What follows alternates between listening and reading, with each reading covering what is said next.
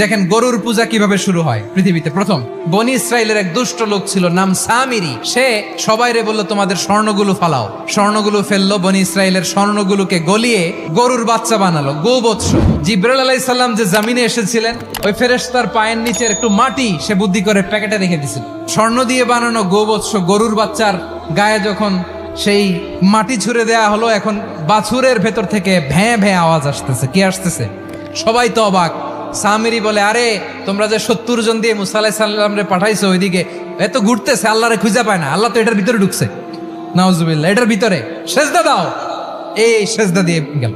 হারুন আলাইহিস সালাম তাদেরকে বুঝালেন, শিরক করো না, আল্লাহরে ভয় করো। শুধু এতটুকুই তিনি বুঝালেন, দাওয়াতি কাজ পালন করলেন, কিন্তু প্রতিরোধ করেন নাই। এই ঘটনা থেকে শিক্ষা কি? শিক্ষা হচ্ছে, আপনি শিরকের আড্ডাখানা দেখলেও বৃহৎ স্বার্থে তাওহীদের দাওয়াত দিবেন, প্রয়োজনে আপনি ঐক্য নষ্ট করবেন না। সুবহানাল্লাহ পড়বেন না?